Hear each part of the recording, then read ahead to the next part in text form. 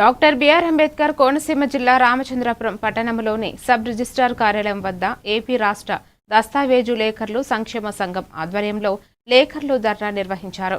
Registration శాఖను ప్రైవేటీకరించరాదని GO number 396 రద్దు చేయాలని, దస్తావేజు లేఖను వ్యవస్థను పునరుద్ధరించాలని వారు డిమాండ్ చేశారు. తమ జీవనాధారమైన వృత్తిని దెబ్బతీయవద్దని లేఖర్లు కోరారు. ఈ కార్యక్రమంలో పలువురు లేఖర్లు, స్టాంపు వెండర్లు, టీడీపీ ఆపరేటర్లు పాల్గొన్నారు. నేను దస్తావేజు రామచంద్రపురం. నేను సుమారు 30 సంవత్సరాలుగా ఈ వృత్తి చేస్తున్నాను.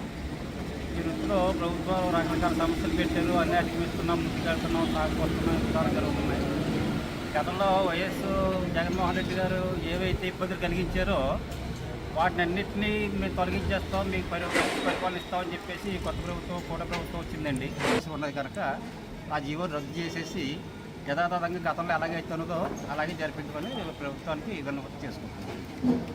నా పేరు కుమారి రత్నం పట్నాల.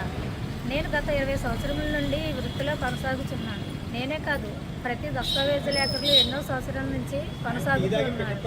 మా అందరినీ జీవనోపాధి కల్పించాలని ప్రభుత్వాన్ని కోరుచున్నాం. ఎన్టీ రామారావు గారు ముఖ్యమంత్రిగా ఉన్నప్పటి నుంచి కూడా ఈ లేఖల వ్యవస్థ మీద కన్నేసుకున్నారు. ఏ ముఖ్యమంత్రి వచ్చినాను ఆ లేఖలు చేసుకున్న బాధ ఇవ్వటం నాకు అర్థమవటం లేదండి బాబు. ఆ ముఖ్యమంత్రి ఎన్టీ రామారావు గారేమో కొంతమందికి లైసెన్స్ ఇచ్చి వాళ్ళే రాయాలన్నారు. తర్వాత చంద్రబాబు నాయుడు గారు వచ్చి లైసెన్సులు పీకేసి ఎవడు పట్టారు దస్తావేజులు వేసుకోమన్నారు. జగన్మోహన్ రెడ్డి గారు వచ్చేమో సచివాలయాల్లో వచ్చేసానన్నాడు.